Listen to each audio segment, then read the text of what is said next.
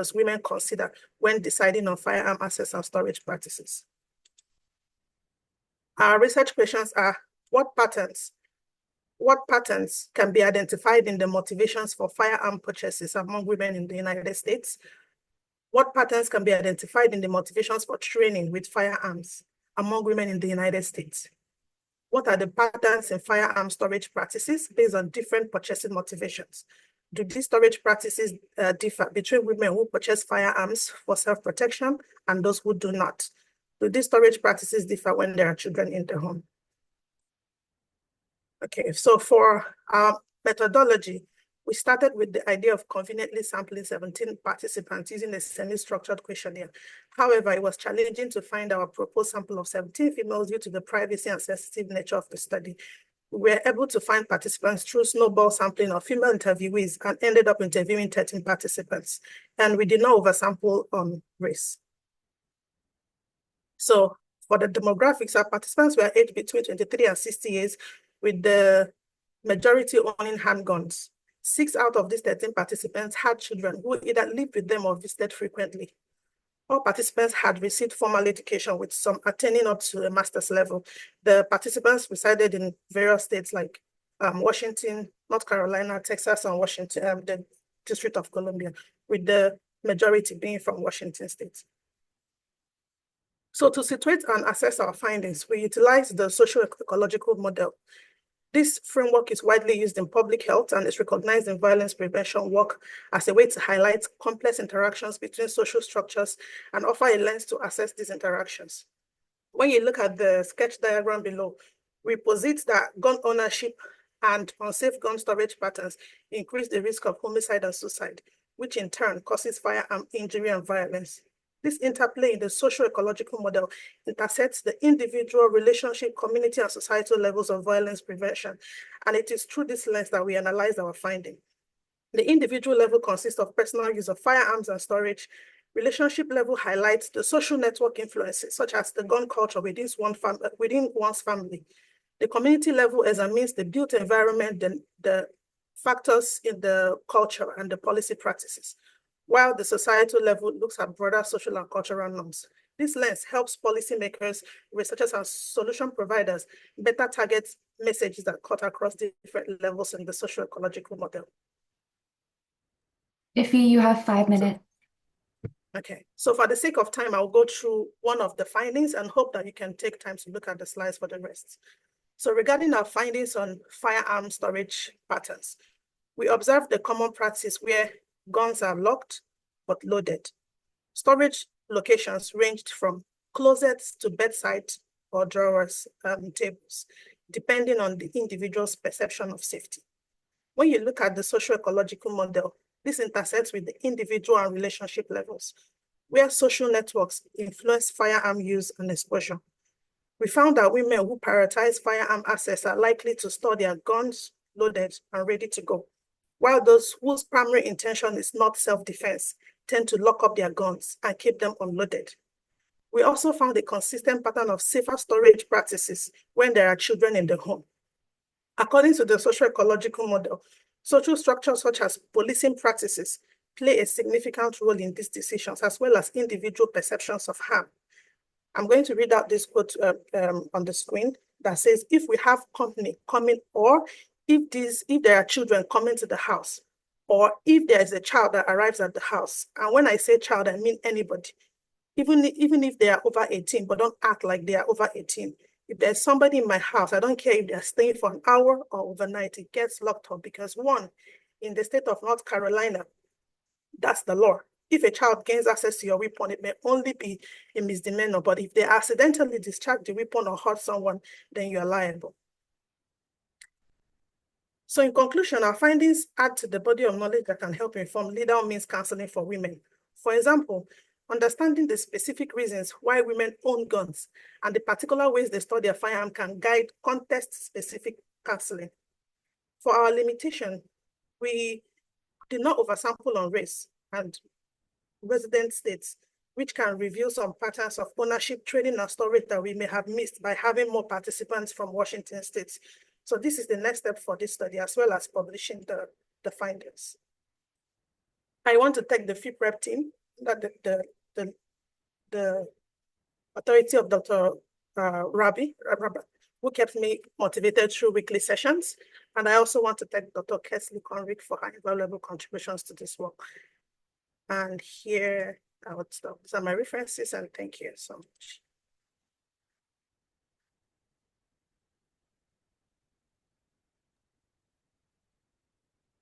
Thank you so much, Iffy. That was really great and exciting, and sobering. I'm gonna wait for people to put questions in the chat. But I guess I'll ask you, since we only got to see kind of one of the themes, what was the most surprising finding for you? Just 1 second. I think the most surprising finding for me is, because I didn't discuss that, there's a part in gun ownership where I would think, because it's very consistent in the literature, that women are buying guns for self-protection. But I would say that when we sampled the patterns of gun ownership for this study, we found that there were things that were showing up in terms of buying these guns because their rights are being taken away from them. So when there's a perception that that someone's right is being taken away, then there's an increase in buying of semi-automatic rifle, for instance. So I think that was one factor, especially during the COVID-19 period, when there was a spike in gun purchase. When we asked participants, you would think it's about safety, but it was because there were some rumors about the policies that that were going to change in gun ownership patterns, where they were trying to stop people from buying assault rifles, and that was what spiked that occurrence. So that was quite revealing. Thank you. Deep, I see you have your hand up. I know you put it in the chat, but do you want to just read it out? Yeah, Amy had her hand up too when I just messaged her about that. Not you, Gadget. But I put my question in the chat. It's basically, Ifananya, you mentioned, and by the way, great job. Excellent job. You mentioned that, about your positionality and being kind of new to the context of gun violence in the US. But I do wonder if you thought about it through the time you're doing this work, if you can draw any global conclusions, or even maybe some conclusions about what you found based in your home context. I would say that based on my home context, guns are not an issue. They are not an issue, and I think it's a US climate kind of issue. But what I would draw is that women feel that the first reason why they want to buy guns is to protect themselves, and that is what is consistent all over the world. Women want to protect themselves from priests, from community. So I think in the United States, what makes it, another level is the fact that they have access to guns, and then that would be a way where how they want to feel more safe in their community. I think that's what I would say. Thank you. Amy.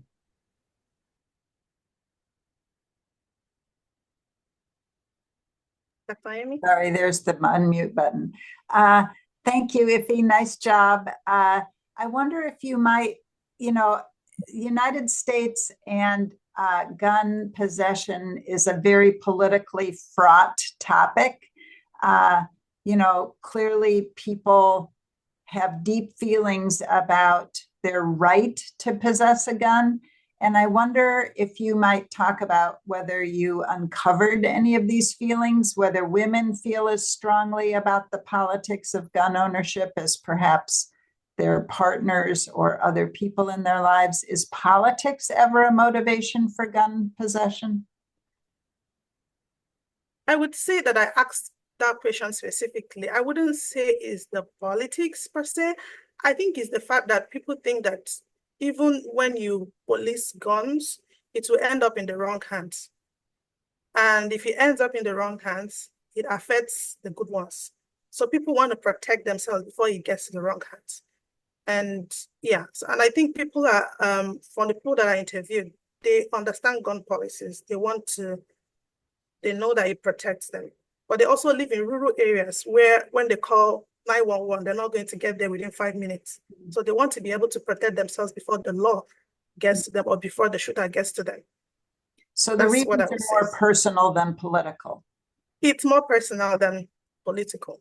Okay. And just to buttress on that, there were nobody that belonged to any rights group, because I also asked that question. We didn't have people from those groups, but they all felt strongly about their ability or their right to bear arms. Nice. Thank you. Thank you. Thank you. That's all. Thank you, Iffy. Great work. All right, perfect timing. We will move on to our next presenter, who is Helen Okinyi, whose thesis is entitled Exploring the Influence of Male Partners on Perinatal Mental Health Among Kenyan Women at Risk for and Living with HIV. Helen, go ahead.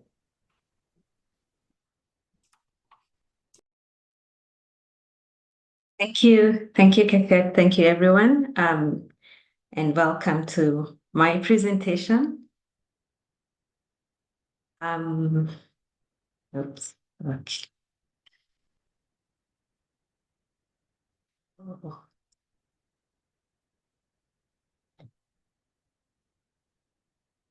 Okay.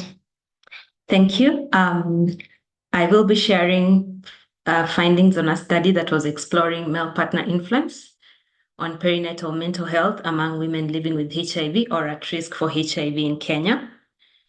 Starting off with my positionality, I am a Kenyan researcher and nurse with extensive experience in qualitative research. I am particularly interested in working with women, children, and adolescents living with HIV. And for this study, I was involved in both data collection and data analysis. A little introduction. Mental disorders are common among perinatal women, but there are significant gaps in understanding the experiences of African women facing mental distress. And there are a few studies in this setting that have examined the influence of male partners on women's perinatal mental health. So the aims of this study were to explore the impact of the male partner's impact on women's mental health among women living with HIV and at risk for HIV, experiencing perinatal mental health challenges, and to describe lived experiences with psychological symptoms and coping approaches among perinatal women living with HIV or at risk of HIV. This qualitative study was conducted among women in Nairobi and Western Kenya, in a county called Homa Bay, with IDIs and FGDs carried out between January and August of 2023. Women were eligible if they were living with HIV or at risk of HIV, over 18 years old, and at risk of depression or anxiety, or both, based on screening with the listed tools, PHQ-9, CSD-10, GAD-7, or K-10. For the in-depth interviews, we stratified by location and purposely sampled 25% of women living with HIV, 50% having attended a mental health referral following screening. While for the FGDs, we conducted 6 FGDs in 2 rounds. This means we did 2 FGD groups in Nairobi, 1 in Homa Bay, and of the 3, 1 was with women living with HIV. The IDIs and FGDs were audio recorded, transcribed verbatim, and translated. For data analysis, we uploaded our transcripts to Atlas TI and conducted a team coding process, which involved developing a codebook, testing, reaching consensus, primary and secondary coding, and finally arriving at themes. Our participants, their median age was 31 years. That's the combined FGD and IDI participants. Median age was 31 years. 30% were living with HIV. About 60% were late postpartum, and 77% of respondents had attended a mental health referral following screening. We explored how women describe their mental health challenges and their influence on their daily lives. And depression and anxiety, which is what they had been positively screened for, was described as leading to lower quality sleep, physical pain, reduced appetite, unclear thinking, and apathy. Some women reported reduced will to live and suicidal ideation. I will share some illustrative quotes from the women. At the time, I had a headache. Even if I take drugs, it does not stop. I felt my heart paining. It was pumping fast. Another woman said, when I was pregnant with this baby, I became sick. My mother-in-law told her son that he is too young to be with someone like me, and that he should leave me. The man left me while I was sick and helpless and went back to the mother. I have another 6-year-old daughter. I sat and told myself I would better die. I wanted to kill my daughter and myself. Helen, you have 5 minutes. Thank you. Commonly reported sources of stress included pregnancy-related changes, fear of transmitting HIV to their babies, or fear of acquiring HIV for those that were on pre-exposure prophylaxis for HIV, and the male partners. Male partners were the most prominent source of stress reported by postpartum women, and common experiences with male partners that women discussed in relation to their mental health were relationship instability, insufficient financial support to provide for the household needs, were also reported as a source of tension. In some cases, women reported verbal or physical abuse by male partners. Women living with HIV expressed heightened relationship tension and rejection from partners in the context of their HIV status. And this is illustrated by the quote that I will share next. I did not know that I was HIV positive.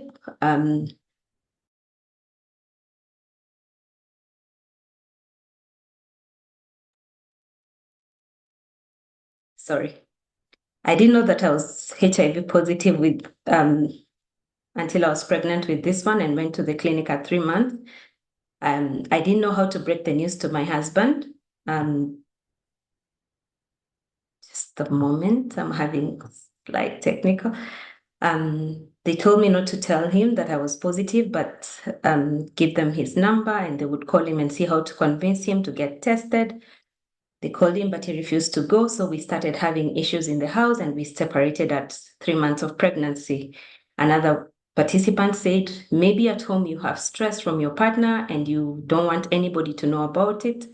My husband doesn't leave money for food, mostly. He sometimes leaves 50 shillings, which is not enough to cater for 3 children and myself.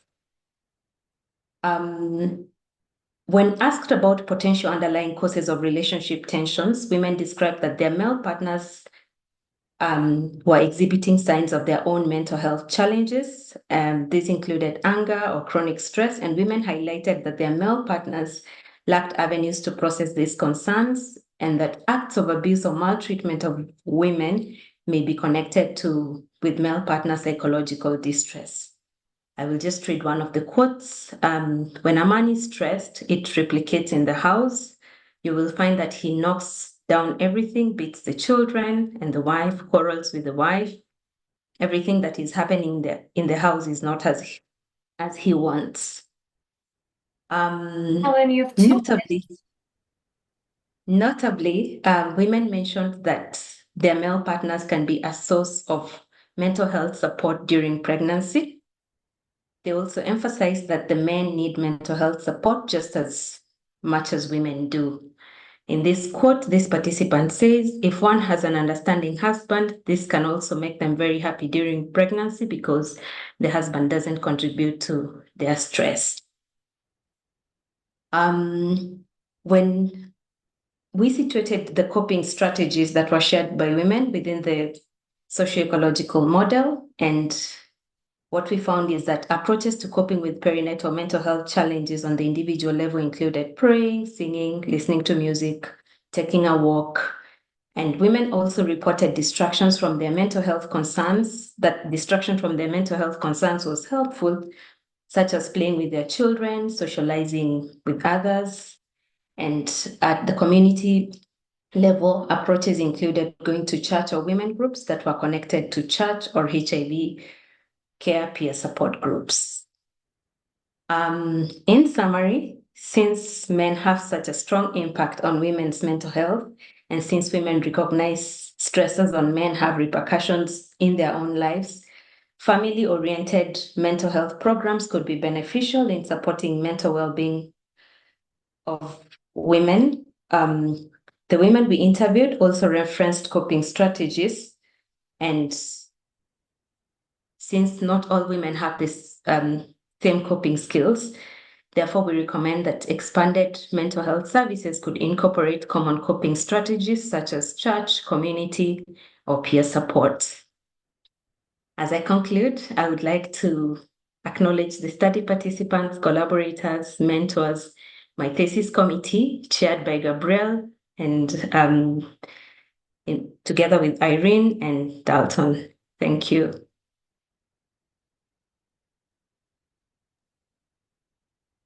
Thank you, Helen. Really important findings. Very nice work. I wonder if you could share a little bit about what you think the most important next steps would be from this work. One of the things that I have been thinking about is engaging with the male partners of these women, since these women are still participating in the parent studies where they were screened for their mental health. So I have been hoping that that is something that could potentially work, and we get to hear the views of the male partners. Thank you. Yeah, that does seem important. Any questions? Oh, here I see something from Deepa. Great job, Helen. Yeah, My question is, here, I'll read it out. Do you think families would attend family therapy? Some of the resources you named currently exist, such as church, community, etc., but it seems like uptake is mixed.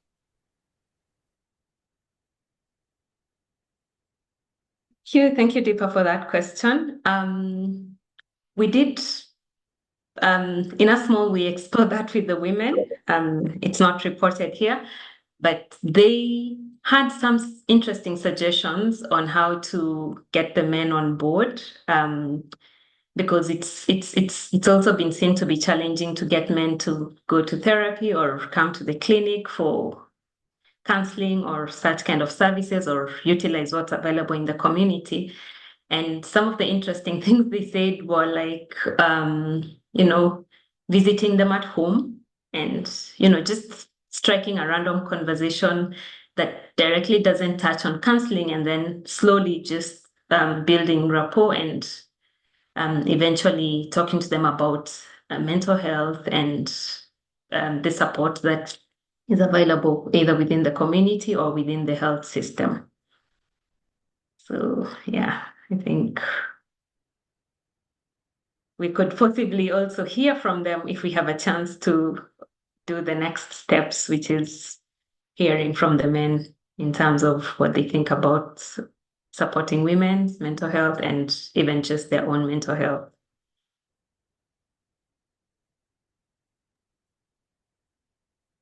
Thank you. Any other questions from the audience?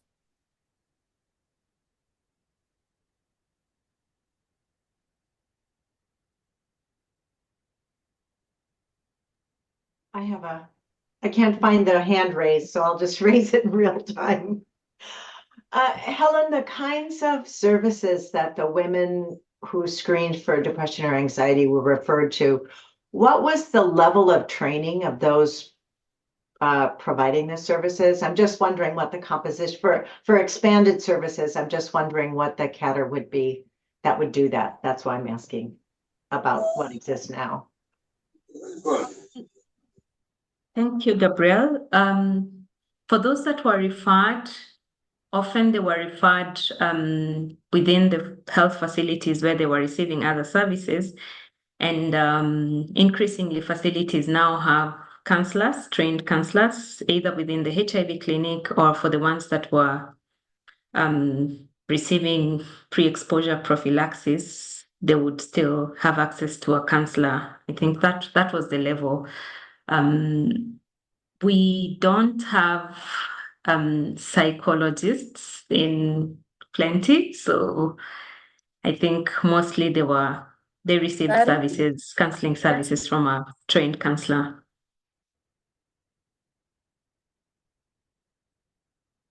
Thank you. Maybe in the last minute, I'll ask the same question that I asked Iffy. What did you find the most surprising about your findings?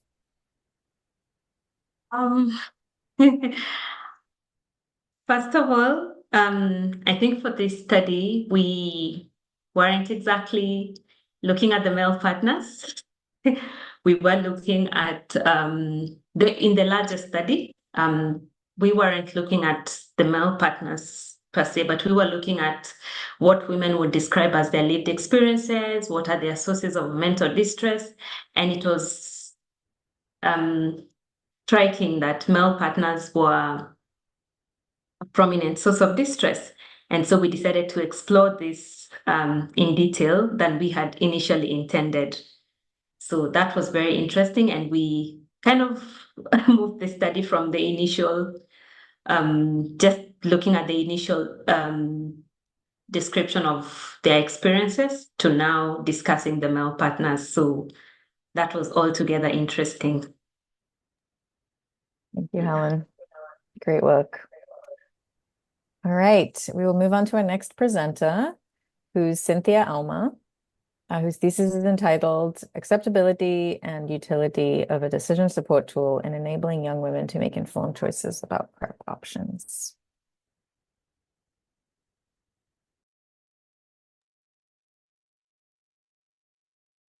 We see your screen, but it's not yet in slideshow view. Looks perfect. Go ahead. Thank you and good morning. My name is Cynthia Auma, and I'll be presenting on the acceptability and utility of a decision support tool in enabling young women make informed choices about PrEP options.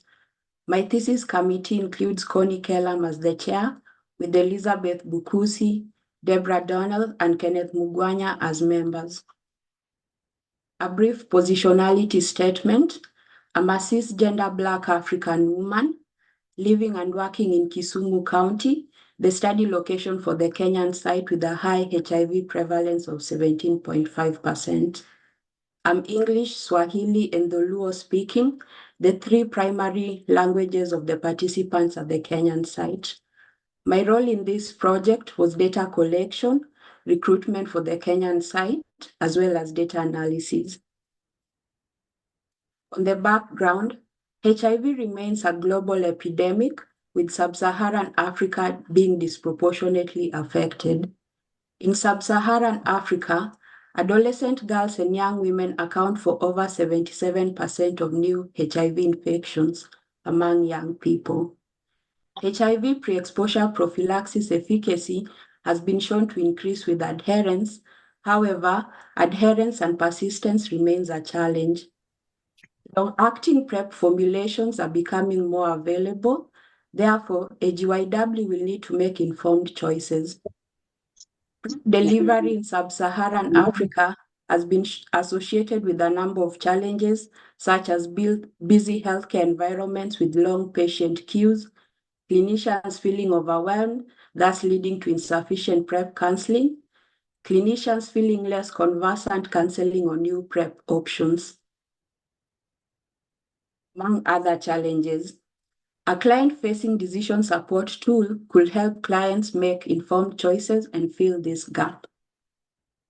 I'll provide a brief overview of the MyPrep Decision Support Tool version 1.0. It was developed in 2019 following iterative feedback from healthcare workers, adolescent girls and young women, and community members in South Africa and Kenya.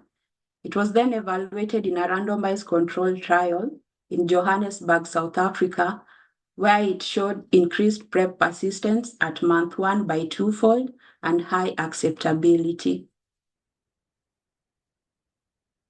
In 2023, it was modified to version 2.0 to include modules about monthly dapivirine vaginal ring and to monthly injectable cabotegravir as PrEP. As you can see, it has a module where one can compare between the 3 PrEP formulations. The aims of our study was to describe women's preferences for different PrEP formulations following experience with daily oral PrEP. Our hypothesis was that women with low adherence to oral PrEP will be more likely to indicate a preference for long-acting PrEP formulations. The second aim was to assess the acceptability, perceived increased knowledge and interest in PrEP after use of a client-facing decision support tool. Our hypothesis was that young women will find the DST highly acceptable. The methods. This was a cross-sectional study nested in a prospective cohort study, the INSIGHT cohort. The setting was multi-site, multi-country in 6 sub-Saharan Africa countries, including Kenya, Uganda, Malawi, Zambia, Eswatini, and South Africa. Eligibility included being between the ages of 16 to 30, providing informed consent, being sexually active, and being interested in the use of PrEP. The sample consisted of 2,795 participants at month 6. The study procedures, we screened 3,342 participants, enrolling 3,087 who were followed up at month 1, 3, and 6. They could initiate PrEP at any time during the study. At month 6, we had 2,795 participants, HIV rapid test, STI testing, urine point of care tenofovir test, my PrEP decision support tool, and PrEP refill and referral to public PrEP programs was provided to those interested in continuing PrEP. On the general participant characteristics, the median age of our participants was 24. Majority were partnered or married at 96%. They had a median modified voice risk score of 5, indicating they were at high risk of HIV infection. PrEP uptake at enrollment was 92.8%, and PrEP persistence at exit was 90%. Cynthia, you have under 5 minutes. Okay. HIV PrEP preferences of the participants before using the decision support tool. An overwhelming majority indicated a preference for 2-monthly injectable PrEP at 52.8%, followed by monthly oral PrEP at 31.5%, daily oral PrEP at 25.5%, weekly oral PrEP at 12.3%, with monthly vaginal ring being least preferred at 5.4%. Participants were allowed to select multiple PrEP options. For the purposes of this presentation, I will focus on some of the predictors of preference for 2-monthly injectable PrEP and daily oral PrEP. Compared to participants residing in South Africa, those residing in East Africa had 55% higher odds of preferring 2-monthly injectable PrEP and 24% higher odds of preferring daily oral PrEP. Compared to those who reported poor adherence on daily PrEP, reporting good adherence on daily oral PrEP was associated with 11% lower odds of preferring 2-monthly injectable PrEP and over 2 times higher odds of preferring daily oral PrEP. This is in keeping with the hypothesis that those who had good adherence to daily oral PrEP would have higher preference for it and will have lower preference for the longer acting formulations. Finally, compared to those who did not exit the study with a daily oral PrEP refill, those who exited with a daily oral PrEP refill had a 24% lower odds of preferring 2-monthly injectable PrEP and a 79% higher odds of preferring daily oral PrEP. We also looked at increased knowledge and interest in PrEP after using my PrEP decision support tool. This was based on a 5-point Likert scale, with indicating a lot more knowledge being of interest. As you can see, it led to more knowledge increase compared to interest. An interesting point of note was that while 5.4% of participants had indicated a preference for vaginal PrEP before using the DST, after using it, 40.3% indicated a lot more interest in vaginal ring. Cynthia, you have 2 minutes. We also looked at the acceptability of the tool. Over 73% reported they strongly agreed that they were satisfied with the information, and over 90%, almost 90% indicated they strongly liked getting information from the decision support tool. In summary, there was high uptake of 92.8% and persistence of 90% at month 6 with daily oral PrEP. Adolescent girls and young women prefer longer-acting PrEP. Regional differences, sexual partner characteristics, adherence to daily oral PrEP, and level of concern about getting HIV in the next year were the strongest predictors of PrEP formulation preferences. My PrEP decision support tool demonstrated high acceptability, leading to increased knowledge and interest in different PrEP formulations. The strengths of our study included being a large multi-country sample, which increases generalizability, assessing PrEP preferences among adolescent girls and young women with oral PrEP experience. We used an interactive client-facing decision support tool that was developed with significant end-user input. Limitations of the study was that we did not offer other PrEP formulations, including the dapivirine vaginal ring and injectable cabotegravir. A large proportion of participants were South African, which could impact generalizability of regional comparisons about PrEP preferences. Additionally, the decision support tool was only available in English. I'd like to acknowledge my mentors mentioned earlier, the study participants, study sites, Bill and Melinda Gates Foundation, UW IRTP team led by Professor Kerry Fakwa, and I also indicate that my MPH studies were funded by the UW Fogarty IRTP program. Thank you. I'll take any questions. Thank you, Cynthia. Really interesting study. Audience, please feel free to put questions in the chat or raise your hands. And I can get us started. So you mentioned that you didn't offer additional PrEP formulations to the clients. Could you just share a little bit about what the status is of some of these long-acting methods in terms of approvals, and particularly in the context of sub-Saharan Africa, how that might unfold over the next few years?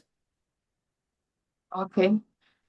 Dapivirine vaginal ring and the injectable cabotegravir have been approved in some of the sub-Saharan African countries. Zimbabwe was the first to approve the injectable cabotegravir. However, for most of these countries, the cabotegravir injectable PrEP is only available in demonstration projects. In Kenya also, there's a study that was looking at comparing daily oral preference for daily oral PrEP versus injectable cabotegravir in the Search Dynamic study, where they showed that as much as majority of the participants preferred the injectable cabotegravir, it did not replace the daily oral PrEP. It just led to more uptake of PrEP in general. And so do you think one day only long-acting PrEP will be used? Or do you think there's still room for the shorter acting oral? Still room for short-acting oral PrEP, because as you can see in our findings, those who had high adherence for daily oral PrEP indicated they will just continue using that. So there'll always be room for daily oral PrEP. It will just be like contraception methods having a variety of options so that people can choose what works best for them. Thanks, Cynthia. Any other questions?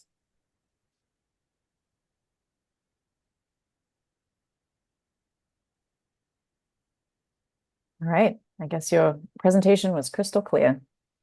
Thank you, Cynthia. Great work. Thank you. All right. So we're now in the prep zone of our agenda. Our next presenter is Ben Odhiambo, whose thesis is entitled Exposure to HIV PrEP and Perinatal Outcomes Among Women in Western Kenya. You see your screen, Ben, and it's not in a slideshow mode yet. It looks good.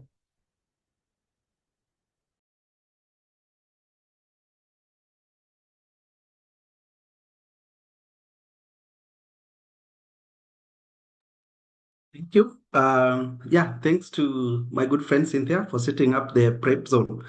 Good morning and good evening, the Kenyan team. My name is Ben Odhiambo. I am an MPH student at the University of Washington in the Department of Global Health. On behalf of my colleagues at Kenyatta National Hospital and the University of Washington, I'm delighted to present our study findings that are part of my thesis on exposure to HIV pre-exposure prophylaxis in pregnancy and perinatal outcomes among women in Western Kenya.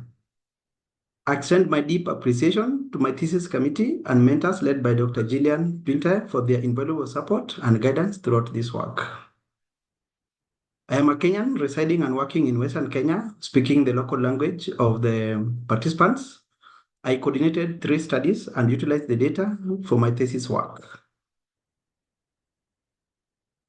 Just know, I would like to note that all photographs used in this presentation were taken with consent by a professional photographer and are for illustrative purposes only, but not depict any health condition.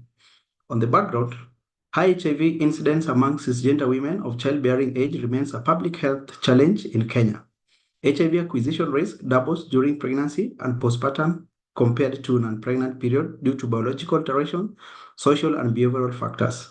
The World Health Organization and the Kenya Ministry of Health recommend offering daily oral tenofovir TDF-based pre-exposure prophylaxis known as PrEP for HIV prevention to pregnant and lactating women at substantial ongoing risk for HIV acquisition. Existing safety data on prenatal HIV PrEP use among women without HIV are reassuring, finding no association between adverse perinatal outcomes and prenatal PrEP use. Yet, safety studies to date focus on women who initiate PrEP during pregnancy, mostly in the 2nd and 3rd trimester only, and do not evaluate gestational timing or duration of exposure. As oral TDF-based PrEP is scaling up among pregnant and breastfeeding women, the WHO emphasizes the need for further safety data, especially among women who initiate PrEP outside of research setting. So data from recent implementation studies among pregnant women could fill remaining safety evidence gaps, especially studies with participants who initiated PrEP in routine settings and prior to pregnancy. On the aims, our study recently conducted 3 large PrEP safety implementation studies among pregnant women in Western Kenya. Using data from these 3 large studies, we conducted a descriptive prospective analysis with existing data from over 1,300 PrEP-exposed pregnancies to summarize the frequency of adverse perinatal outcomes following PrEP exposure and to evaluate timing of PrEP exposure in pregnancy and perinatal outcomes among women in Kenya with and without PrEP exposure. For the methods, we utilize data from participants enrolled in the PRIMA, that is PrEP implementation for mothers in antenatal care, the PRIMA-X study, an extension of the PRIMA study, and the MWatch PrEP study. Overall, these studies were conducted at clinics in Homa Bay, Siaya, and Kisumu counties in Kenya. Women were eligible to enroll in these studies if they were pregnant, HIV negative, and at least 15 years old. We utilized data collected from studies up to March 2024. So briefly, PRIMA was a randomized trial that enrolled 4,500 pregnant women, followed up till 2021. It sought to determine the best model for PrEP delivery in MCH. Women were enrolled at any gestation and followed 9 months post-delivery. The PRIMA-X study is an ongoing longitudinal observational extension cohort study that evaluates safety of oral PrEP use during pregnancy and postpartum. PRIMA-X study follows mother-child pairs up to 60 months post-birth. The study population includes 300 pregnant women who initiated PrEP prior to pregnancy or during pregnancy who were enrolled at any gestational age. The IMWatch PrEP study is an ongoing randomized trial that seeks to improve PrEP adherence using mobile health strategies among women at risk for HIV who initiated PrEP during routine antenatal care. So pregnant women were eligible for enrollment if they were between 24 to 32 weeks gestation and had high empirical HIV risk scores. So for the current analysis, we also had additional inclusion and exclusion criteria, including the availability of data on PrEP use and birth outcomes. So to avoid survivorship bias, we included data from PRIMA and PRIMA-X participants who enrolled in the studies at less than 32 weeks gestation and remained pregnant until at least 24 weeks gestation. We also excluded multiple pregnancies, women who seroconverted during pregnancy, and those who terminated the study during pregnancy. Ben, you have 5 minutes. Thank you. Our primary independent variable is PrEP exposure, categorized as exposed versus unexposed, and our outcome were standard perinatal outcomes listed here. On the results, in this analysis, data were included from 4,389 women who met inclusion criteria from the 3 studies. Among participants that met inclusion criteria, cohorts were similar in median age, median gestational age at enrollment, frequency of being married, median years of completed education, and number of live births. The frequency of having a partner known to be living with HIV ranged from 2 to 20%, and primary gravidity ranged from 10 to 36% across cohorts. Overall, 1,320 women were exposed to PrEP.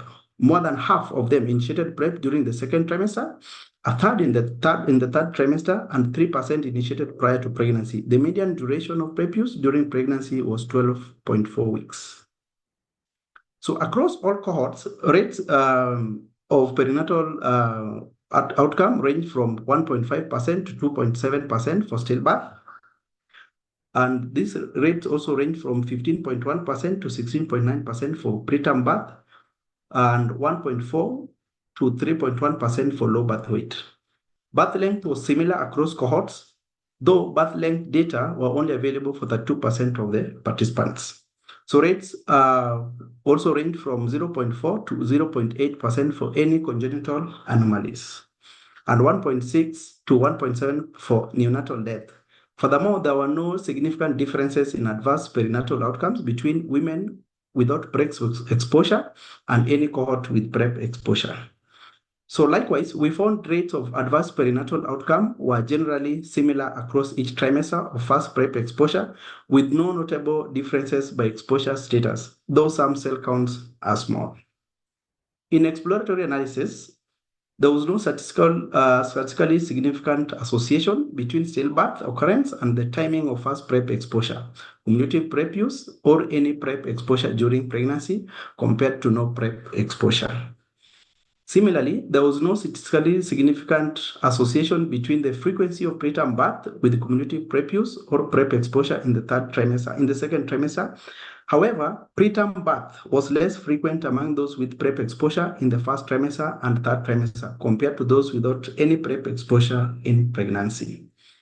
So in comparing women without PrEP exposure in pregnancy, the frequency of low birth weight was lower among those with any PrEP exposure in pregnancy and those with PrEP exposure in the third trimester. We did not detect association between perinatal outcomes and any other PrEP exposure category. So this significance was retained even after adjustment. On the strength and limitation, the MPH PrEP study enrolled pregnant women from 24 weeks gestation, and subsequently data from the study cannot evaluate the effect of early PrEP exposure on pregnancy losses prior to 24 weeks. So to prevent the immortal time bias and to create a comparable cohort, we only included PRIMA and PRIMA-X participants who had a study visit while still pregnant that occurred between 24 to 32 weeks. Additionally, some variables related to perinatal outcomes were incomplete with differential missingness across studies, which limited the outcomes and adjustment variable available for analysis in this dataset. However, data were mostly complete with less than 10% missingness for the primary outcome included. Lastly, the reliance on the self-reported data for PrEP adherence may introduce reporting biases. In summary, our evaluation contributes novel data from over 1,300 PrEP-exposed pregnancies across 3 large studies and found no appreciable differences in the frequency of adverse perinatal outcomes between women with and without PrEP exposure. Specifically, rates of stillbirth, congenital malformation, and neonatal death were comparable across PrEP exposure statuses, with less frequent preterm birth and low birth weight among women with PrEP exposure during pregnancy. So these findings are consistent with the existing safety data and extend the evidence base by including data from women who initiated PrEP prior to pregnancy and during the first trimester. Our findings contribute to the growing body of evidence supporting that prenatal PrEP use appears safe among women initiating PrEP out of research settings, further solidifying that daily oral PrEP is safe and effective HIV prevention option for pregnant women. I acknowledge our team members, study participants, healthcare workers, and facility leadership in Kenya. We also thank the NIH for its generous support of our work. I appreciate the support for my MPH studies from the International AIDS Research and Training Program, that is RTP, through the Improving the HIV Care Cascade in Kenya training grant. I also thank the Department of Global Health for the opportunity to share our study findings with the University of Washington community. I'm happy to take any question. Thank you. Thank you, Ben. Great work. There's a question from Deepa. Great job, Ben. Interesting study. Might there have been any behavioral factors associated with non-PrEP use that could have affected the results? Yes, that is a great question. As I mentioned in the background, HIV risk and actually the perception of HIV risk acquisition is also behavioral. And yes, there are some behavioral factors that contributes to this. That includes the activity or the economic activity of some of the clans, that those who engage in transactional sex. There are also some social factors that may have contributed to either adherence or uptake of PrEP. That includes IPV or disclosure of HIV status with a partner or a non-partner HIV status. So those are some of the factors, in addition to others, that may have influenced uptake and adherence of PrEP in this population, that may also have maybe influenced the results that we obtained with regards to perinatal birth outcomes. Thanks, Ben. Related to that, I was curious about the two kind of protective outcomes you got, that there was low birth weight and preterm birth in the PrEP users. Do you think that that's attributable to this confounding? Or do you have another explanation? I don't think it was attributed. However, one of the limitations that we had is because of missingness of some of the data on birth outcome data, that we were not able to adjust for some of the variables. But generally, the results we obtained show that we had a comparable rates, which were low, similar to most of the findings that were already here in sub-Saharan Africa of low stillbirth and even the preterm birth. As you will see, I didn't present even the small gestational age because of still the missingness, but I will not attribute that to PrEP uptake still. Thanks. We have time for a couple more questions if anyone has more questions.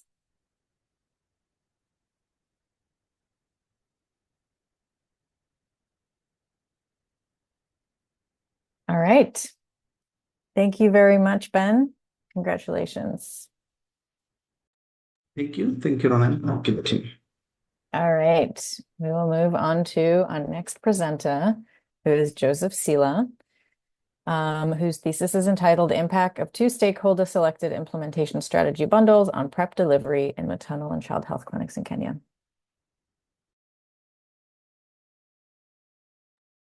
Your slides look great, Joseph. Go ahead. Hi, everyone. Good morning. Thank you, colleagues Ben and Cynthia, for your presentations on PrEP topics. The title of my thesis is Impact of Two Stakeholder Selected Implementation Strategy Bundles on PrEP Delivery in Maternal and Child Health Clinics in Kenya.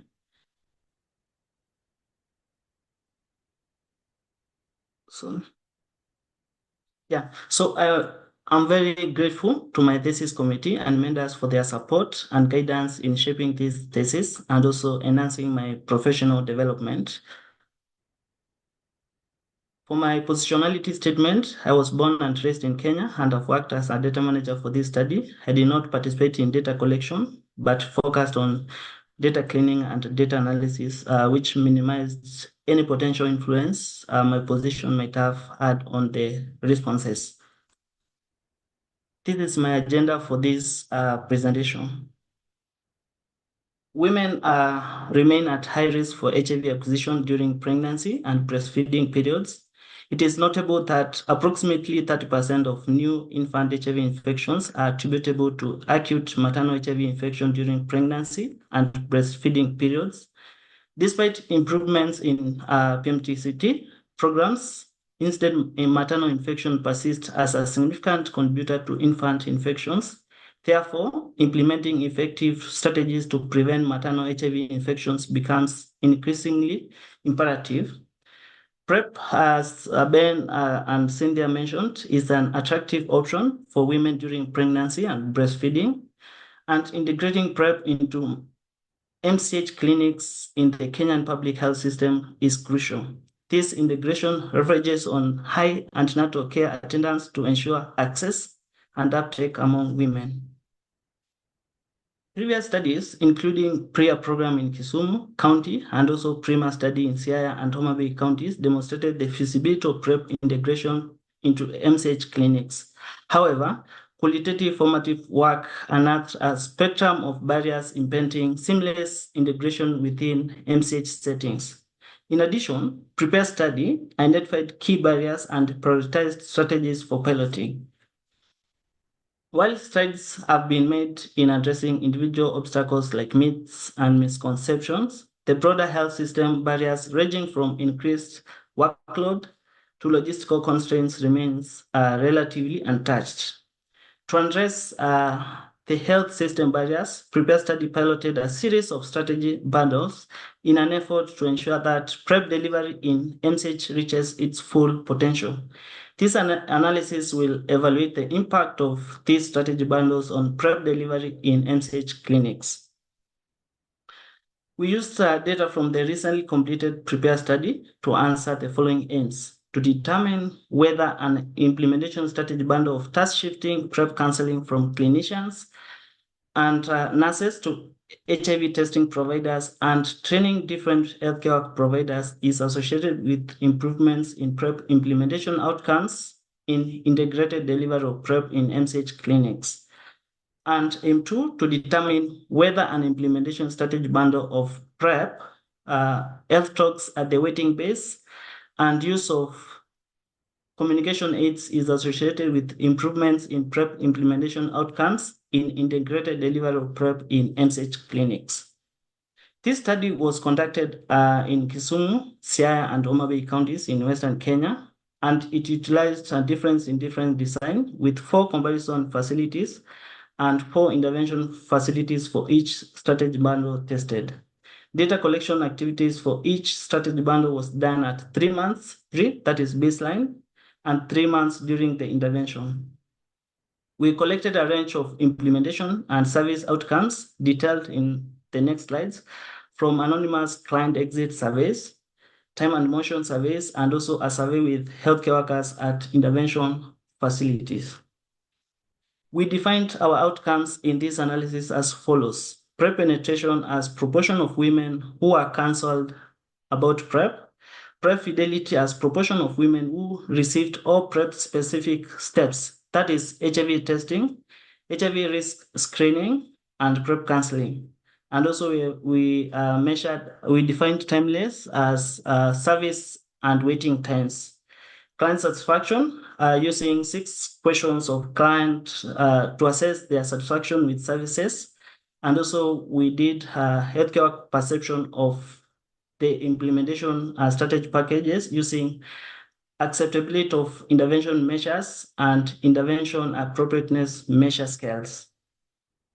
We also measured secondary and 2 post-hoc outcomes, which were defined as PrEP uptake, proportion of women who accepted PrEP, client PrEP knowledge, and PrEP offer, which we defined as proportion of women offered PrEP among those who tested HIV negative. And also we evaluated HIV testing completion as proportion of women who completed HIV testing among those eligible for HIV testing. As I mentioned earlier, we utilized a difference in difference analytic approach, which applies a generalized linear regression model framework shown at the right corner. And one can interpret the difference between the intervention and comparison sites before and after introduction of the intervention or strategy as the change associated with the intervention or strategy. This is shown in the cartoon on the left. The difference in those differences. We use this design because it has higher internal validity than pre, post, and accounts for time trends in treatment and comparison groups. Now we go for to our results, starting with AIM-1. We observed significant improvements in the implementation outcomes. PrEP penetration increased by 7.7 percentage points, PrEP fidelity by 15.8 percentage points, and PrEP offer by 7.7 percentage points. The strategy was not associated with significant changes in service and waiting time. Despite the strategy bundle having high acceptability and appropriateness by healthcare workers, it was not associated with any changes in the client satisfaction. Our second result for the second aim, we observed much significant improvements compared to the previous strategy. PrEP penetration increased by 22.3 percentage points, PrEP fidelity by 32.0 percentage points, and PrEP offer by 10.7 percentage points.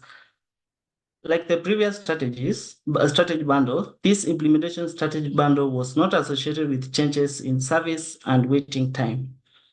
Despite the strategy bundle having high acceptability and appropriateness measure by healthcare workers, it was not associated with any changes in the client satisfaction. One of the notable strengths of our approach lies in its consideration of real-world challenges such as stockouts and strikes within the analysis. By accounting for these practical obstacles, our study provides a more comprehensive understanding of the effectiveness of the strategies under investigation. Moreover, the fact that these strategies were piloted in a real-world setting without direct intervention from study staff underscores their feasibility and potential for scalability. However, there are several limitations to consider in our study. First, service delivery disruptions may have affected the consistency of implementation and could potentially confound our results. However, this likely underestimates the impact of our strategy bundle rather than overestimation. Secondly, the sites selected for our study may not fully represent all settings, as they may have had better resources or infrastructure, leading to potential biases in our findings. Joseph, In summary, we observed that both the implementation strategy bundles were associated with enhanced PrEP screening, PrEP fidelity, and offer, and no negative impact on waiting and service time. However, both strategy bundles were not associated with any improvements in client satisfaction. We want to thank and acknowledge our team members, study participants, healthcare workers, facility leadership, and county leadership in Kenya. We also thank the NIH for its support for our team's work and also for the opportunity to present these results. Thank you so much. I'm glad to take any question. Thank you, Joseph. Great work. I will start us off with the first question. So I guess I have a couple of questions. The first is, it looked like your second strategy package had led to a greater improvement in outcomes. I'm curious if you have any hypotheses as to why that worked better. And then my second question was, why do you think you didn't see any improvements in client satisfaction? Thank you, Bishet. Yeah, so the second strategy bundle included use of IC materials and also the health talks at the waiting bay. And compared to the first strategy bundle, which we were trying to see whether shifting tasks from clinicians and nurses to HTS, we also provide more of the HIV testings and counseling. So I think the impact of these results shows how useful the health talks could be, and also that we can leverage on the waiting bays as useful tools to pass information about the PrEP to women who are at risk and also women who are seeking services at the MCH, compared to where compared to the first strategy bundle where we expect the HIV testing providers to do the HIV testing and also do the PrEP counseling, which maybe due to the workload, maybe they might not be able to do as we expect. I think that's why maybe we see the outcomes for the use of IC materials being higher compared to the first strategy. Thanks. And then why do you think you didn't see any improvements in client satisfaction? Yeah, so for the client satisfaction, I am not sure. However, I think the clients, because these surveys were done after the services, and maybe the clients could maybe potentially not recognize the changes in the strategies that we are piloting also. But I think maybe that could be the main reason, because we were doing as the clients exceed the services, the hospital setup. So after the health talks, which they are used to doing, after the HIV testing, which they are also supposed to go through. So maybe that's why. Thank you. I see Anjali has her hand up, and then there's a question in the chat. Go ahead, Anjali. Fantastic job, Joseph. And I just want to echo what Jillian said, that you've been so instrumental of making this whole study happen from the very beginning, and every element of the study you have touched along the way and done such incredible leadership with the data analysis. So thank you. I wanted to piggyback on Keshet's question, because while your thesis talked about 2 of the strategy bundles, Prepare tested 4, and you've analyzed all 4 of them. And the ones that came before this actually had even smaller effects and had other types of things. And I was kind of curious about, like, if you were to think about what's worth scaling because it is effective and maybe, less costly, what would you choose, having seen now these 4 strategy bundle tests? Yeah, thank you, Anjali, for that. Yeah, so in this study we piloted 4 strategy bundles. Where in the first one we did video education at the waiting bay. In fact, the video education showed some improvements in the client satisfaction compared to the others. But looking at the results, I would still comment on the use of IC materials, because we can still leverage on what the facilities are also doing. The facilities are doing health talks. The facilities are also consistently, because from the data it shows that the facilities mostly they are doing health talks for women seeking services, and we can leverage on that and provision of IC materials which are cheaper compared to the trainings, compared to the video education. We can think of scaling up the high use of IC materials at the facility levels. Thank you, Joseph. Perfect timing. Your time is up. There is another question in the chat from Deepa, so if you could please answer that in the chat, that would be great. Thank you. Thank you, Joseph. All right, our next presenter is Marilyn Nyabuti, whose thesis is entitled Missed Initial Clinic Visits Among Women Living with HIV in the Transition from Maternal and Child Health Clinics to General HIV Care Clinics in Western Kenya. Your slides look great. The stage is yours.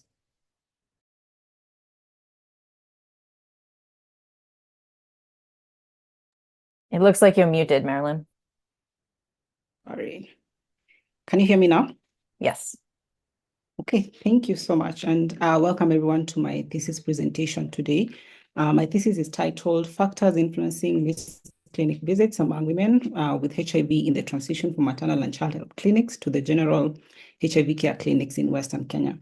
And I was privileged to work with Kari Fakwa as my chair and assisted by Grace John Stewart and James Ayeko. So a bit about my background. I'm a medical doctor by training, and I was born and raised in Western Kenya. And over the past 5 years, I've been doing HIV research work in the same region. And my thesis work is based on primary data collection, and my roles included conceptualization, data analysis, and dissemination of the results. So I'll go into the background and just a bit of the significance of this study. We know that women suffer a disproportionately higher burden of HIV. Globally and in sub-Saharan Africa, it's estimated that over 50% of people living with HIV are actually women and young girls. And in Kenya, the HIV prevalence among females is more than twice compared to their male counterparts.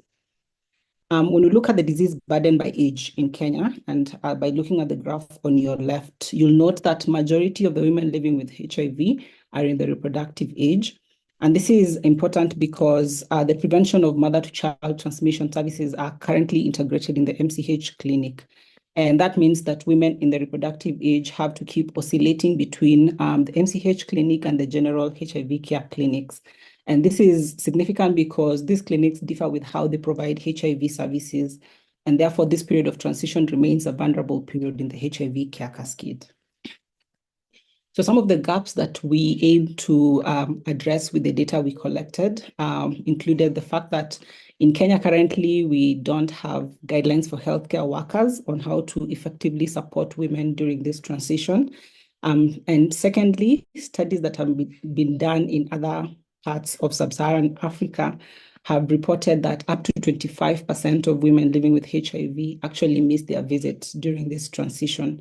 And finally, this transition and factors associated with missed visits during this period is understudied in Kenya. So with that in mind, we had two aims. The first was to estimate the proportion of women living with HIV who missed the initial clinic visit after the planned transition from the MCH clinic as they moved to the general HIV care clinic. And our second aim was to investigate factors associated with the missed clinic visits among women during this period of transition. I'll move to the exciting part, which is the study design and the results. So we conducted our study in 3 Ministry of Health clinics in Homa Bay County, which is in Western Kenya. And we chose Homa Bay County because it's among the counties with the highest HIV prevalence in Kenya. And when you look at the map on your left, it's one of the counties around Lake Victoria that is coded in red.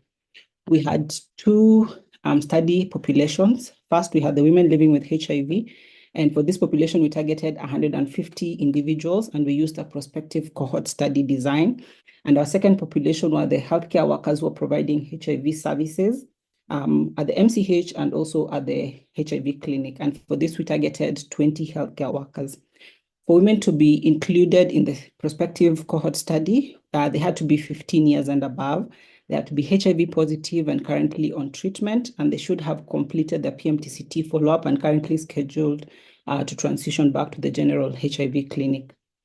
We did not include women who did not have phone access or women who declined physical tracking because we would not be able to ascertain their outcome. For the study visits for the prospective cohort study, we had 2 visits, a baseline visit and a follow-up visit that was done 2 weeks after the appointment date at the general HIV care clinic. And during the baseline visit, we collected demographic data, screened for depression and intimate partner violence, and we also did some data abstraction. For the follow-up visit, it was a short visit that was done either on phone or in person, and we assessed clinic attendance and depending on the response, what were the barriers or facilitators to clinic attendance. And for the purpose of this study, we defined missed clinic visits as participant reporting not going to the clinic or there being no record of them actually attending clinic.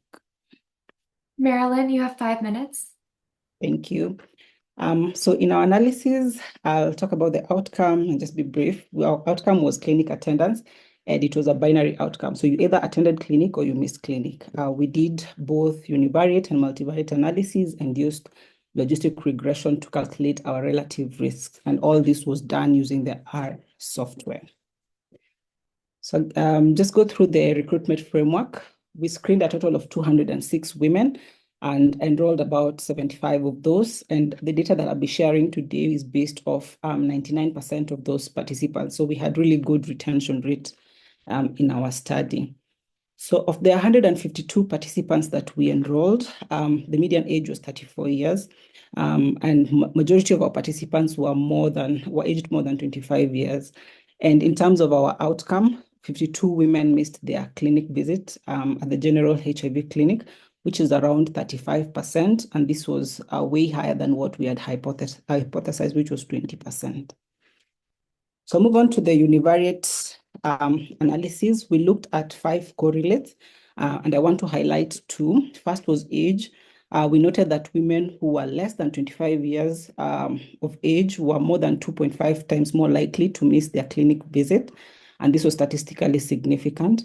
We also noted that women who had started ART at the MCH after their first trimester had an 86% likelihood of missing their clinic visit. Again, this was statistically significant. For multivariate analysis, we looked at the association between any form of depression and missing clinic, adjusted for age and the time of ART initiation. And this model was developed based on literature as well as clinical significance.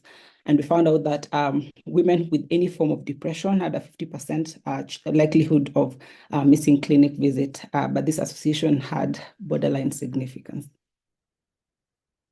In terms of barriers, among the women who were not able to attend clinic, social responsibilities such as traveling away from home to take care of sick relatives or attend social functions were the most common reasons given, but we postulate that this could be due to social desirability bias, where they didn't want to look like they did not give their health priority.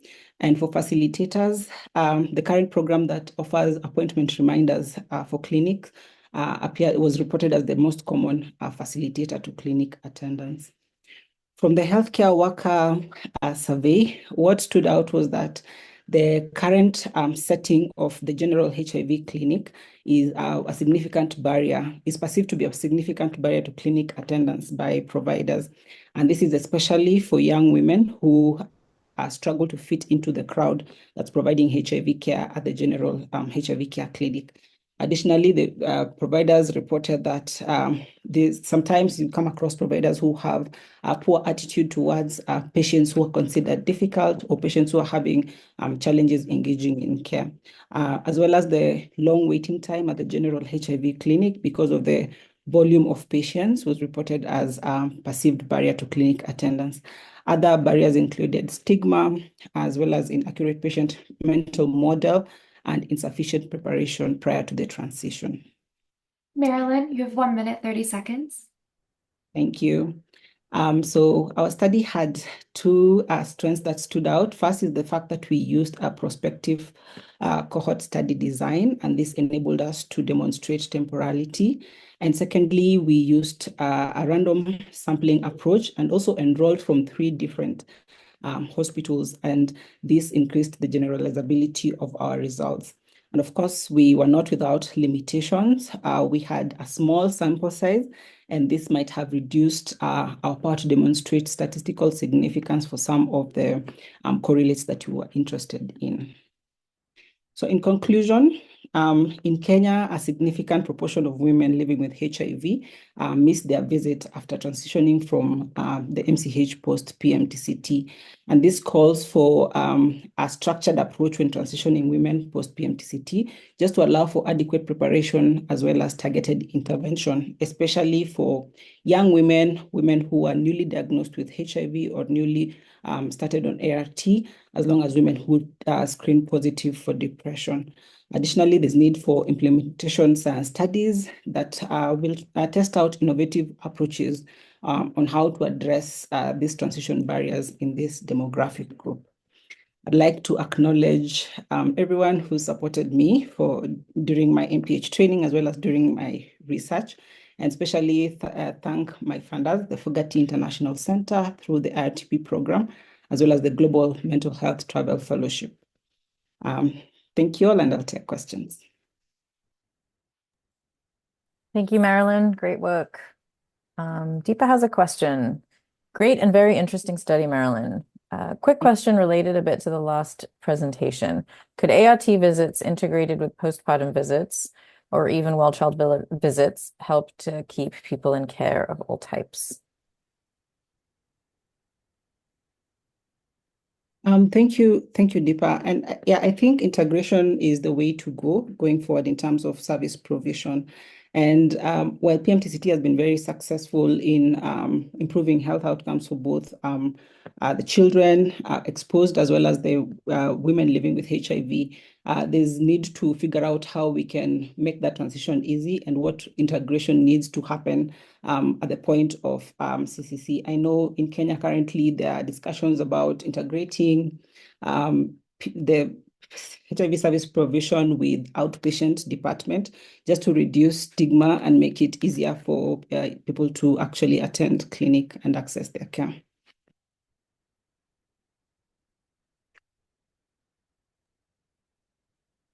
I had a similar question to Deepa, and I know you started to address this at the end, but what are some kind of models for better transition? Like, what do you think is the solution to this? Obviously, the transition is challenging and people get lost in shuffle. So do you have any ideas, or from the literature, are there ideas about how to ease that transition?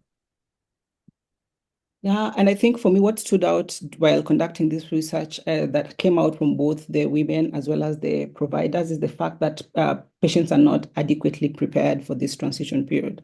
So I feel like if we can start that preparation earlier on, maybe start maybe 6 months before they move on to the next phase of their care, then it would make the transition easy.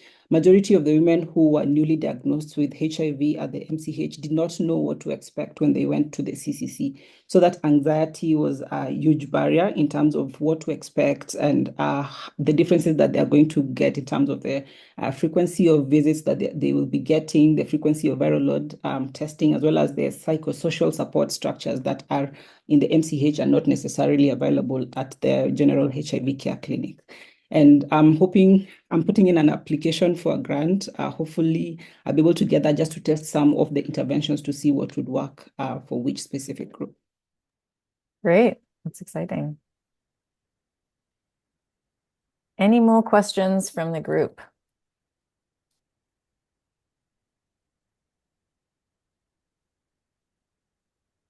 All right. Thank you, Marilyn. Great work. Thank you. Okay, we will move on to our next presenter, Parasha Khadka, whose thesis is entitled Prevalence and Risk Factors for Angina Pectoris and Coronary Heart Disease in the Dulakil Heart Study, Nepal. The slides look great. Go ahead.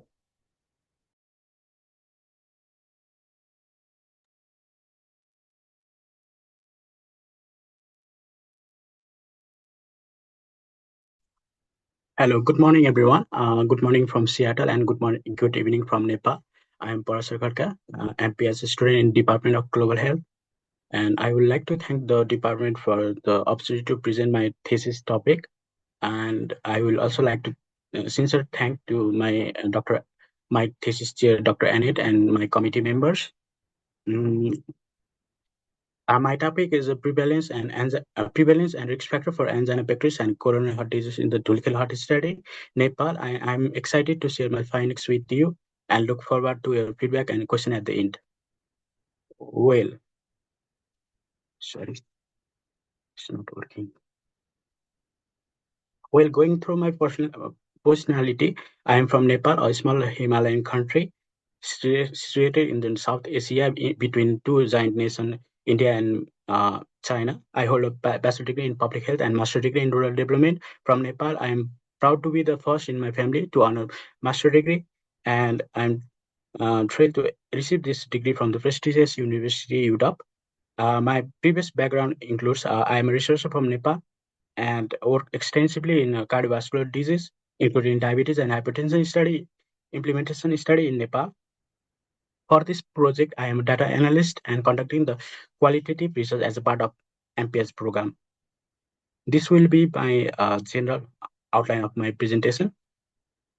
I would like to begin my presentation by defining a few terms that are crucial for our understanding. First, coronary heart disease means the accumulation of fat in the coronary arteries causing blockage or interruption of the heart blood supply. According to the Global Burden of Disease estimates 2019, CHD is responsible for 5 million deaths worldwide and is a leading cause of death in South Asia, including Nepal.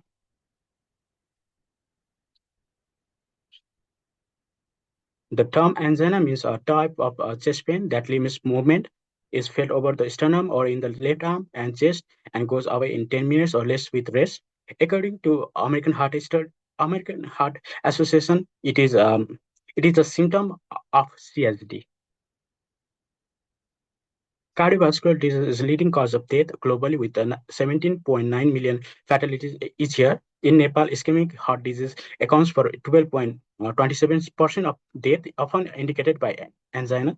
Compared to the Western countries, South Asian, including Nepal, has a high prevalence of this disease, resulting in an increased risk of mortality. Well, our study is based on the Dhulkal Heart Study, located in the Dhulkal municipality in central Nepal. It was launched in 2013 as the largest cardiovascular disease research project in the country. The first wave of data collection occurred in 2013, and the second wave was conducted from June 2022 to July 2023. Well, we have two aims for our study. The first aim is to investigate the prevalence of angina pectoris as well as coronary heart disease based on the responses of a standardized Rose Angina questionnaire in the suburban population of Dhulkal municipality, Nepal. And another aim is to assess the associated sociodemographic and behavioral risk factor for ischemic heart disease indicated by angina and CHD. Here is the conceptual framework for my study. The outcome variable are angina pectoris and coronary heart disease as assessed by the Rose Angina questionnaire. The independent variable and risk factor include sociodemography such as age, gender, ethnicity, occupation, religion.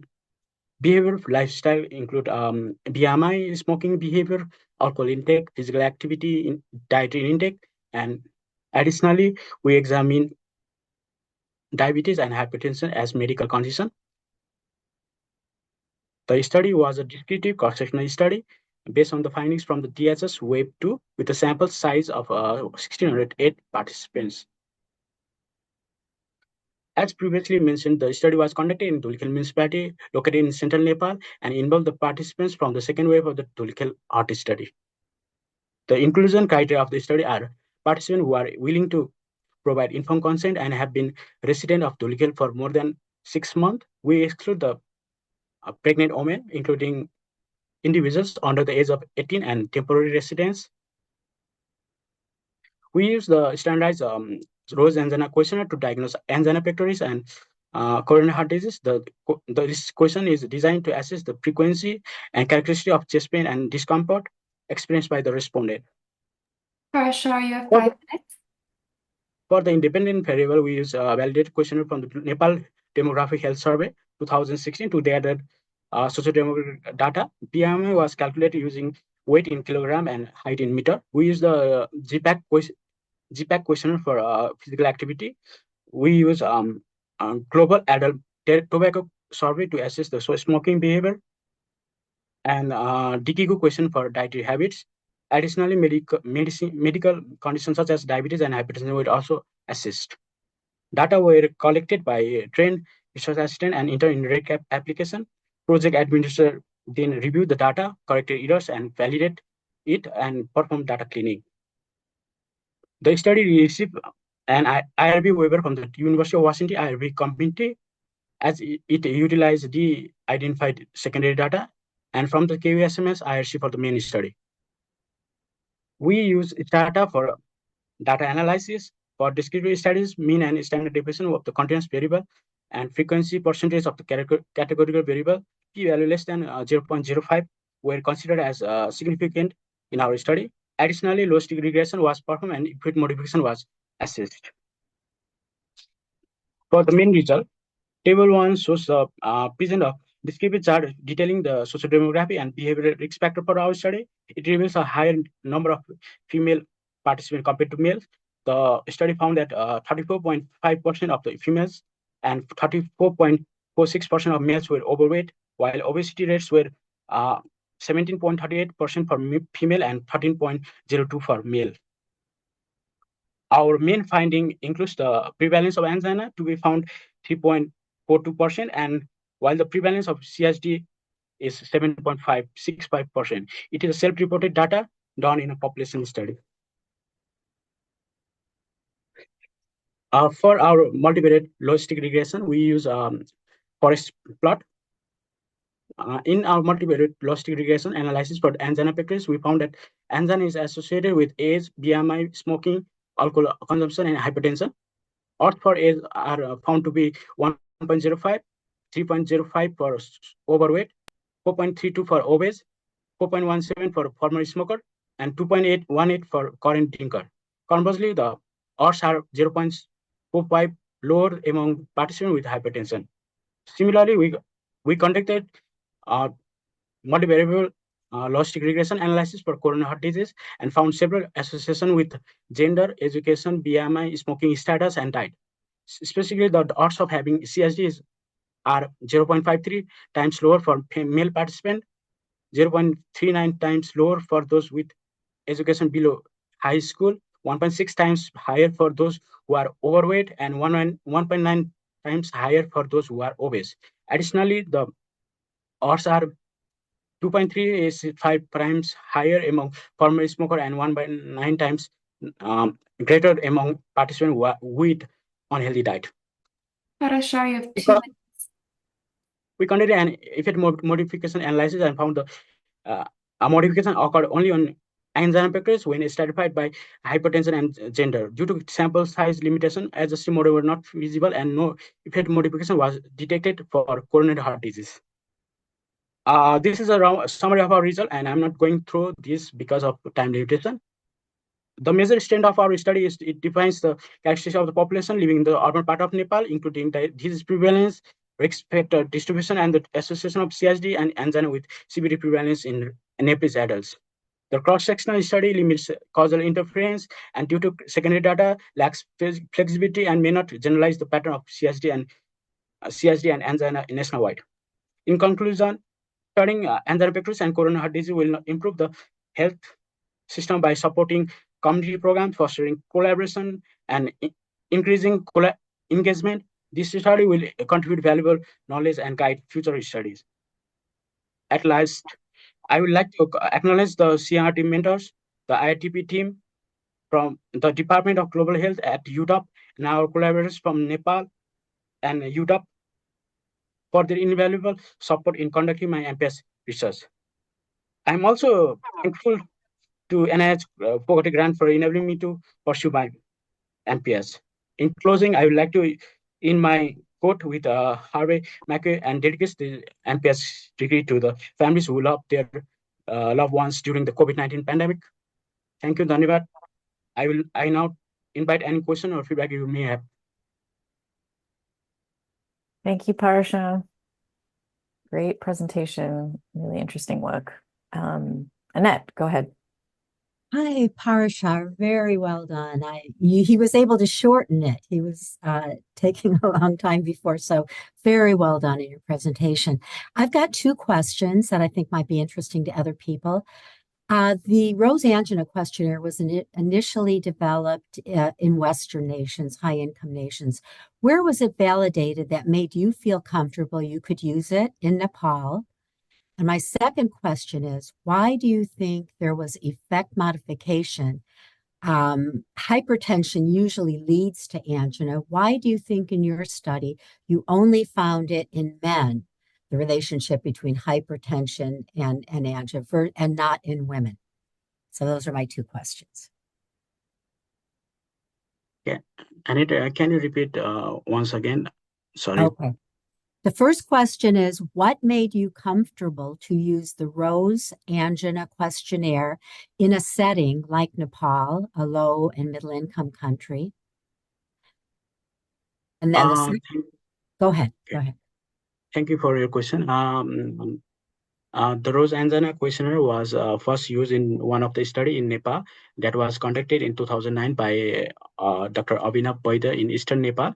That was one of the eastern part of in Nepal, and that shows the study shows that the angina pectoris was found to be 5% prevalence, and we don't have enough data to illustrate the study, and this study might be useful for other researchers, including Nepal, for the other study, I think. Was it validated anywhere else? It was validated in Bangladesh. So one study was found between the by the Bangladeshi Bangladeshi doctors. They found that they validated the questionnaire in and translated in Bengali, also in Hindi, Urdu, and very few studies were found in South Asia. So it will make a greater impact in Nepalese population. Thank you. And then why do you think you found a relationship between hypertension and angina in men, but not in women? What do you think's going on there? While conducting the image modification analysis, we found that the modification was only occurred for angina pectoris when stratified by the hypertension and gender. I think the main major factor is the study limitation. The sample size is so small that we cannot conclude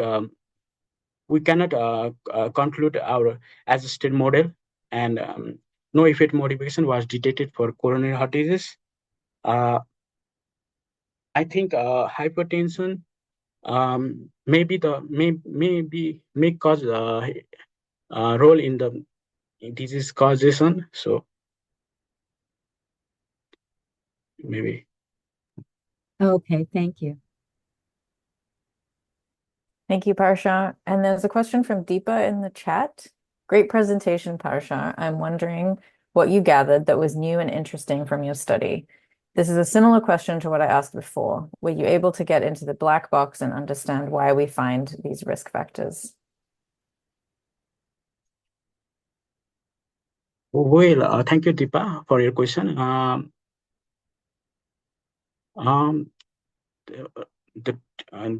The research was unique for the Nepalese population. I mean to say that there is no such large research on angina pectoris and coronary heart disease, and it will be the first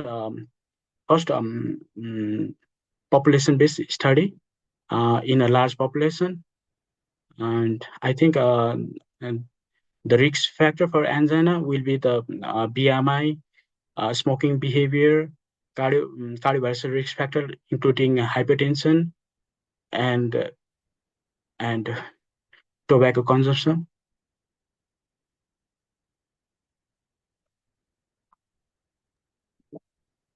Okay, thank you. Any more questions? Oh, time's up. Okay. Thank you, Parasha. Great work. Congratulations.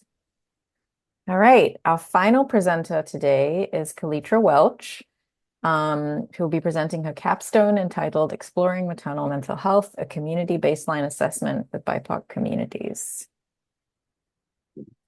I don't think my committee is here, but I can go forward if need be. Yes, that's fine. This is recorded so they can watch it later. Yeah, go ahead.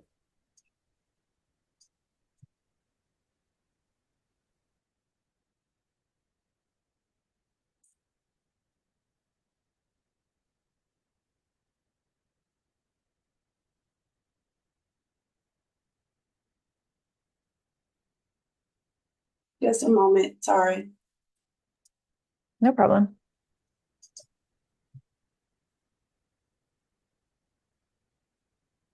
You see your slides, and now it's in slideshow mode. Great.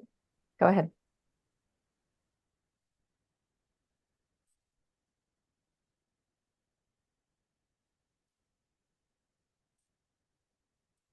Just a moment, sorry.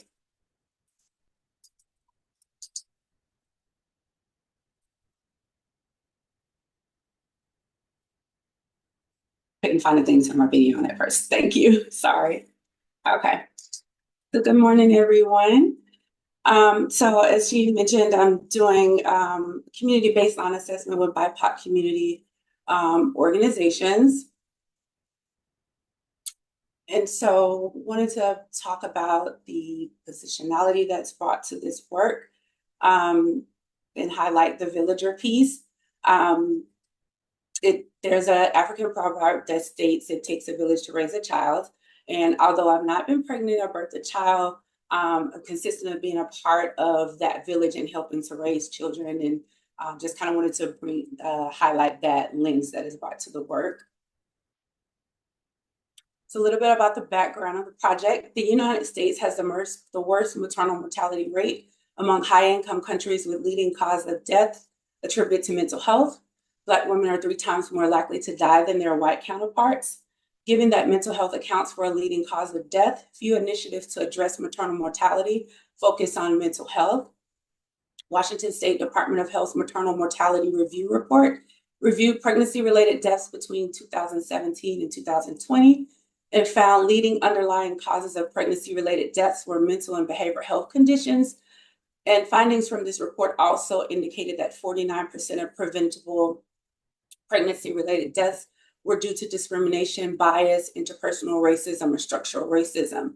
2 of the top recommendations from the panel were to address racism, discrimination, bias, and stigma in perinatal care, and increase access to mental health and substance use disorder prevention, screening, and treatment. At the University of Washington, Heart, Soul, and Joy conducted a community-based research project, which also found a scarcity in maternal mental health resources in the most underserved communities in Seattle and considered a high priority in maternal mental health needs. The objectives of the capstone. The project aims to conduct a comprehensive baseline assessment in collaboration with BIPOC communities to center their voices and understand their assets and barriers. The assessment also aims to answer the following questions. What is the universe of community-based resources and services? This consists of understanding how maternal mental health issues are identified and diagnosed in communities, what role community-based organizations play in supporting maternal mental health, as well as what institutional and non-institutional resources exist, exploring knowledge and attitudes and practices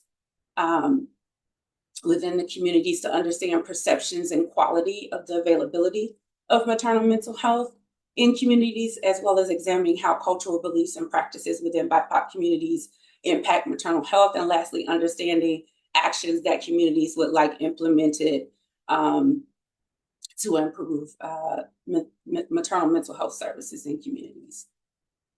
These were some of the methods that were used. So doing the literature review of existing literature on disparities at the national and statewide level, in-depth interviews, which I'll talk about a little bit later, but some of the folks able to connect with and do interviews with were doulas, nurse practitioners, community-based organization leaders, and then lastly, the community asset mapping piece to identify and map the existing strengths and resources and assets within communities.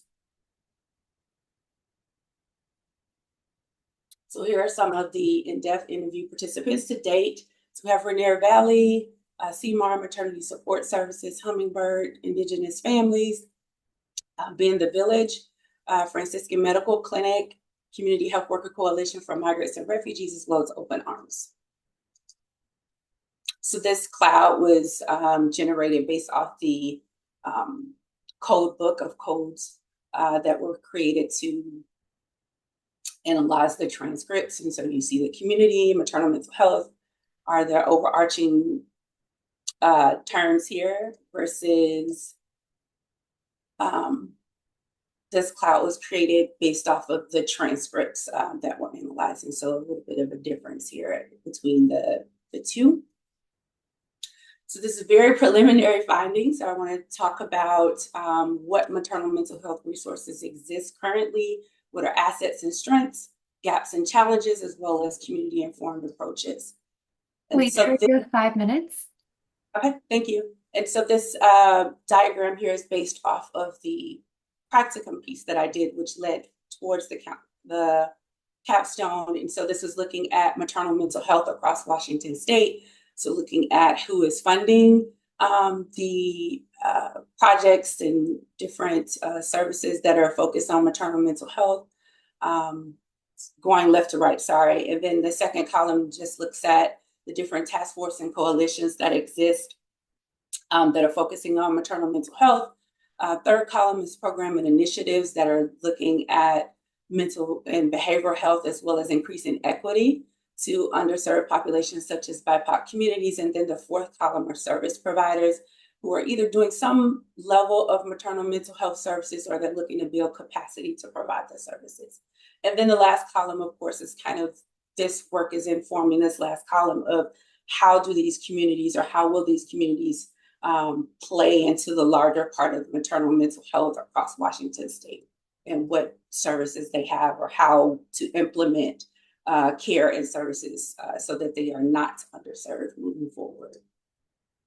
So some of the resources identified, of course, are nonprofit organizations who are doing education and advocacy and emotional support groups, community health centers, which are doing comprehensive care and including behavioral health counseling into their programs, midwife birthing and healthing centers, which are doing adding maternal mental health components into their services and classes.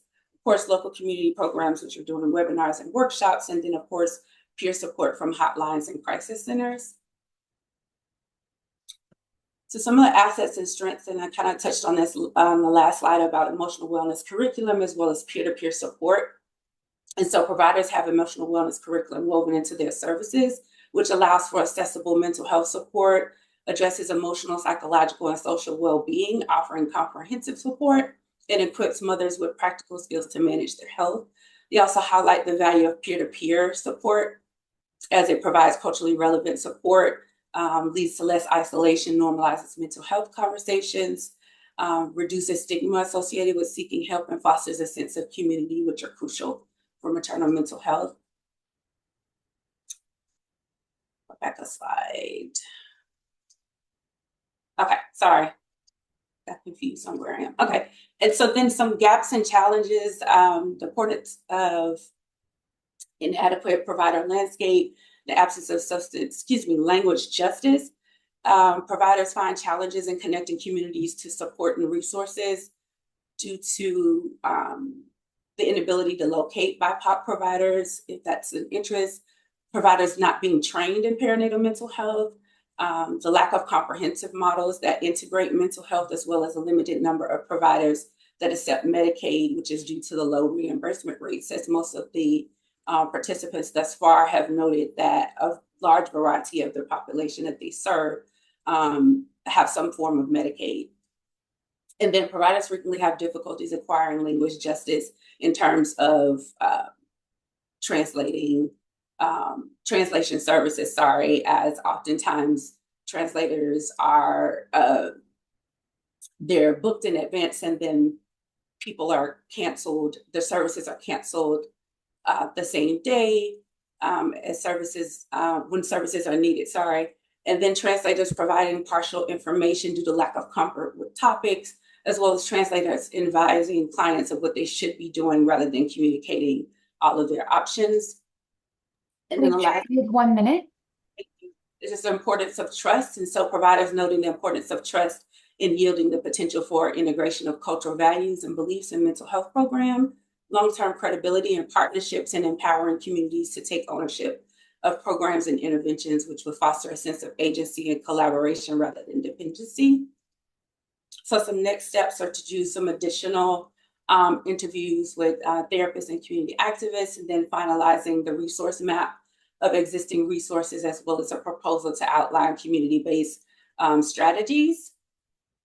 And I just want to acknowledge my committee, Dr. Chapman and Dr. Pfeiffer, participants to date, as well as in the future, as well as Department of Global Health. Thank you.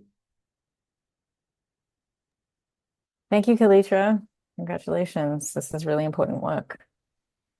Oh, there's a question in the chat. Kalitra, really nice work. You really highlighted the tremendous interest in this area. Did this study lead to information on community-based organization capacity, time, human resources to take on maternal mental health intervention? I'm sorry, can you repeat the last part of the question? Did this study lead to information on community-based organizations' capacity in terms of time and human resources to take on maternal mental health interventions? So it is still in process. So I'm still doing a lot of the initial interviewing of providers and analyzing data. So the hope is through this work, we're able to lay out for communities like what resources exist, because a lot of conversation was around they know that resources exist in the community, but not just being aware of those communities. So one of the things we're hoping to come out of this work is sort of a resource map of what resources exist, but also to foster some partnerships and collaborations between community organizations.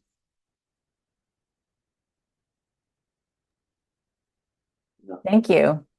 I know this is still in process, but you highlighted so many important themes, and I'm wondering if in your mind you're starting to see kind of what the biggest priority is, like if you had control over programming in Washington State, like what you think the most important changes would be. Again, I know it's in process, so this won't be a final answer, but just curious now what you're thinking.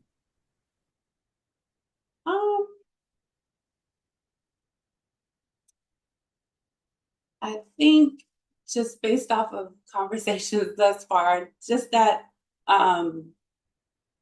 that piece of the trust with communities, them being able to lead the work in how to care and provide services for their community. I think that is kind of one of the big things that I am seeing. Thanks. Yeah, that's really important. Rachel. Kalitra, great job. Beautiful. It came together so wonderfully. One of the real surprises and exciting things for me is when you compared the two word clouds from your deductive work to the inductive transcript, where all kinds of new things are coming up, is that the central word from the transcripts is no. And as you know, we've been learning about the importance of Black authoritative knowledge, but like communities know, people know what they need. And I thought that was a really great visual of that communities are empowered and knowledgeable and know what is needed. And I can't wait to see how you pull that together to share that with people that want to be part of that process. Congratulations. You worked really hard. Thank you. We have time for probably one or two more questions. Any more questions from the audience?